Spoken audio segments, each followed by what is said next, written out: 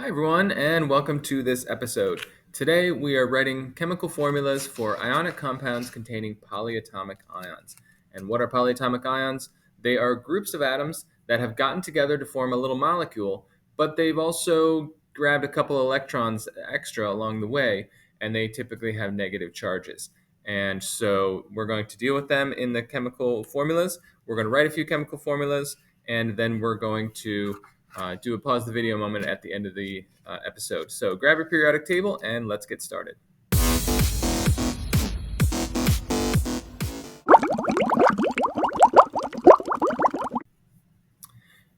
And as always, we're going to use our handy organizer to organize where we are and what we're doing today. Today, we're down here thinking about metal ions along with their polyatomic ion counterparts. And so we're going to be doing this diagonal situation today. So to the next episode, we'll add in the transition metals. But for today, we're doing metal ions and polyatomic ions. And just a quick review again of how to write formulas for ionic compounds. This was also in the previous two videos, so if you need to go back and check on those videos, check the playlist or check for links in the description. How to write formulas for ionics. We're going to determine the charge on each ion, use as many as you need to make the total charge for the molecule 0, and add subscripts to show how many you used. Okay, so again, what are polyatomic ions? If you want to write this down, you can. Polyatomic ions are groups of atoms that collectively have a charge. They have joined together, they're covalently bonded, but they have probably some extra electrons or two floating around. Now, in the name of the compound, those are going to end in usually ate or ate. So if you are looking at the name of a compound and it ends in one of those two things, you can be pretty sure that it contains a polyatomic ion. Now, at some point, if you don't have one already, you may want to pause the video and go find one, but you will need to have a chart of polyatomic ions. There's thousands of them, and literally, hopefully, you have been given one by your teacher. If not, go to Google polyatomic ions, and you'll get some kind of a chart. I like this one here because it works well on the screen here. But yes, you'll look down the list of names. Most of these are negatively charged. You'll see, like, for example, cyanide is a carbon and a nitrogen who have actually picked up an extra electron to have a -1 charge. There's acetate, carbonate, bicarbonate, and you can look down the list. Names you probably heard before, but here we're dealing with them. They are groups of atoms, and then their charges are listed off there. Now, those groups of atoms, unless there's a chemical reaction happening, those groups of atoms should stay those groups with those subscripts along the way. So don't mess with those as we go along. Okay, so our first example is something called sodium nitrate, a fairly common ionic compound. And just like the other times, we're going to look at the charges. So sodium is a +1. Have your periodic table of ions handy. And then we have to find nitrate. Now, nitrate is right over here on my chart. It's NO3 with a 1- charge. Try hard to keep those separately. It's not a 3- charge. It's NO3. It's what happens when a nitrogen and 3 oxygens get together to form a group. But overall, they only have a 1- charge. They've picked up one extra electron along the way. And maybe you'll agree with me that a +1 and a -1 balance each other out already, which is great. So I simply just write Na, NO3. Keep that group, NO3, together.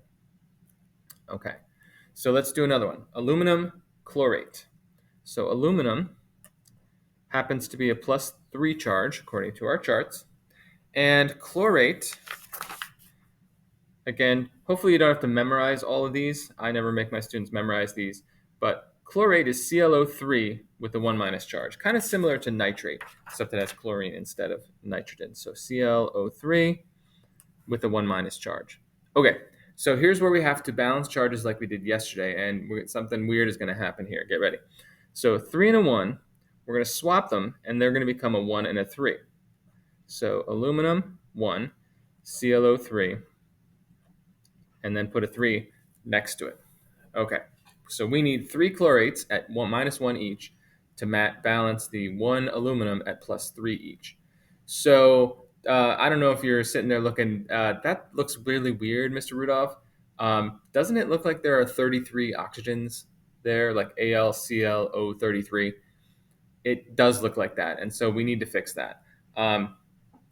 So what we're going to do because we're taking 3 of the chlorate ions and putting a subscript behind it, we're actually going to use parentheses to set it off. So whenever you do more than one of a polyatomic ion, put it in parentheses, put the subscript on the outside of that, and then you'd have one of those and 3 groups of ClO3. That's how we annotate it. And so as we're going along, this actually means then we have 1 aluminum, 3 chlorines, and 3 times 3, or 3 groups of 3 oxygens. So whenever you get to the distributing part, that's 9 oxygens, not 33 oxygens. So that is our example right there. We'll get that in the box, put a little heart next to it. All right, we'll do a couple more, and then we'll pause the video. The next one is calcium phosphate. Again, follow the same procedures. Look up calcium. You'll find that it's +2. Phosphate. On my chart, should be the same as what's on your chart. PO4 -3. It's got a 3- charge, and that's phosphate ion. PO4, keep it together. Put the charge -3. Now we have a 2 and a 3, which then they're going to swap. So Ca3, PO4, keep that together, 2. And again, it looks like there's 42 oxygens. So I have to put that parentheses there to say it's not 42 oxygens, it's 2 groups of 4 oxygens, PO4. And that is our chemical formula there. All right, one more before we pause the video. Scandium perchlorate.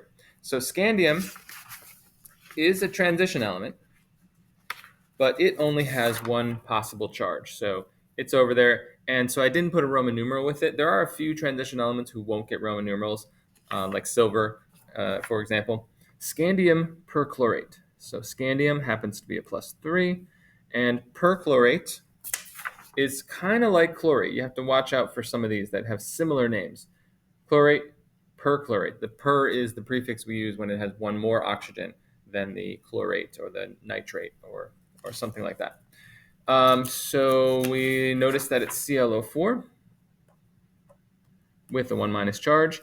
A 3 and a 1 become a 1 and a 3. Bring that 3 down. So we'll have Sc, sorry about that, ClO4, parentheses, 3.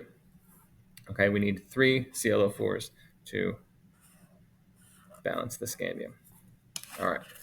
Now it is your turn to try a couple.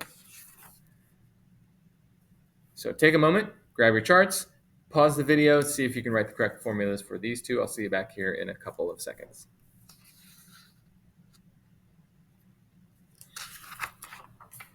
All right, and if you were able to put K2SO4 for potassium sulfate and Ag2CrO4 for silver chromate, congratulations, you have now mastered metals and polyatomic ions in ionic compounds.